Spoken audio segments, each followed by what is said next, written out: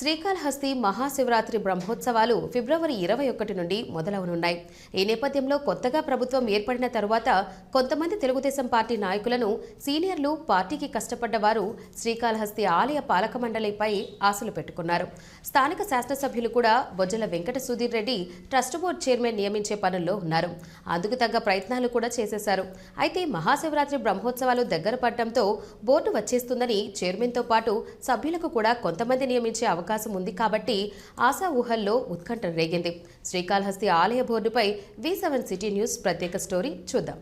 మహాశివరాత్రి బ్రహ్మోత్సవాలకు ప్రభుత్వం 3 మంత్రుల కమిటీలు కూడా వేసింది. ఒకరు జిల్లా ఇన్ఛార్జ్ మంత్రి అనగాని సత్యప్రసాద్ మరియు దేవాదాయ ధర్మాదాయ శాఖ మంత్రి ఆనం రామనారాయణ రెడ్డి, మరొకరు హోంమంత్రి వంగలపూడి అనిత కూడా ఉన్నట్లు తెలిపారు. ఈ నేపథ్యంలో 2 మంత్రులు మాత్రం జిల్లా కలెక్టర్ వెంకటేశ్వర్లు మరియు శాసనసభ్యుడితో కలిసి పర్యటనకు వచ్చి అన్ని శాఖల అధికారులతో శివరాత్రిపై సమీక్షా సమావేశాలు నిర్వహించారు. సమీక్ష అనంతరం శ్రీకాళహస్తీశ్వర ఆలయానికి సంబంధించి ట్రస్ట్ బోర్డు నియామకానికి సంబంధించి ప్రశ్నించగా రాష్ట్రంలో దేవాలయాలకు పాలక మండలి నియామకాల్లో కొంత సాంకేతిక ఇబ్బందులు ఏర్పడ్డాయి కాబట్టి శ్రీకాళహస్తీశ్వర ఆలయంలోని శివరాత్రి బ్రహ్మోత్సవాలకు ప్రత్యేకంగా 20 మందిని నామినేట్ చేయనున్నట్లు మంత్రి ప్రకటించారు. కాగా ఇక్కడ శివరాత్రి బ్రహ్మోత్సవాలను సమర్థవంతంగా పర్యవేక్షించటకు తిరుపతి మున్సిపల్ కమిషనర్ను ప్రత్యేక అధికారిగా ఇట్లు ప్రకటించారు. మంత్రి ప్రకటనతో ట్రస్ట్ బోర్డుకు మంగళం పాడినట్లే అని కొంతమంది గుసగుసలాడుతున్నారు. దాంతో ఒక్కసారిగా అక్కడున్న నాయకులకు కార్యకర్తలకు అర్థం కాలేదు పరిస్థితి తయారైంది. ఇక పాలక మండలి లేదని నిర్ధారణ అయింది. శివరాత్రి బ్రహ్మోత్సవాలకు మాత్రం సేవా కమిటీ పేరుతో ఓ 20 మందిని 13 రోజుల పాటు అక్కడ కార్యక్రమాలు చూసేందుకు నియమిస్తామని మంత్రి తెలిపారు.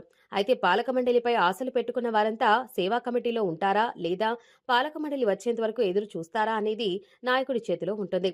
ఎమ్మెల్యే సుధీర్ రెడ్డి మాత్రం పాలక మండలి నియామకానికి తీవ్రంగా ప్రయత్నం చేస్తున్నారు. కమిటీ సభ్యులు ఎవరనేది తెలియాల్సి ఉంది. ఏమి లేదండి, ఈ ఆలయాలకి ట్రస్ట్ బోర్డులు వేయాలనేటువంటిది మేము వచ్చిన తొలి రోజే ఆలోచించాం.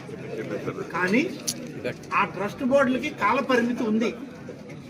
ఆ కాలపరిమితి ఉంటే మీరు వెళ్ళిపోండి అని చెప్పి గత ప్రభుత్వం లాగా ఉన్న పాలక వర్గాలను మెడబెట్టి బయటకు నెట్టి మేము ఆక్రమించుకోవాలని మేము లేము.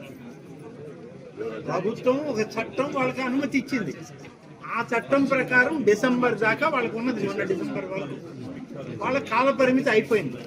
దీంతో పాటు మాకు ఎన్డీఏ కూటమి మేనిఫెస్టోలో ఒక బ్రాహ్మణ్, ఒక నాయి బ్రాహ్మణ్ 2 సభ్యుల్ని ఖచ్చితంగా వెయ్యాలి అని చెప్పి ఒక నిర్ణయం ఉంటే చట్టం చేశాం మేము.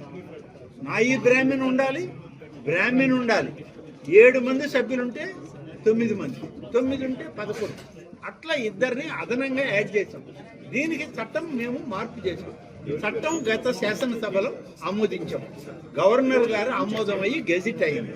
ఇప్పుడు ఆ కమిటీలు వేయడానికి 1400 ఆలయాలకి కమిటీలు వేయడానికి మేము ఇప్పటికే నోటిఫికేషన్ జారీ చేయమని ఆదేశాలు ఇచ్చాం.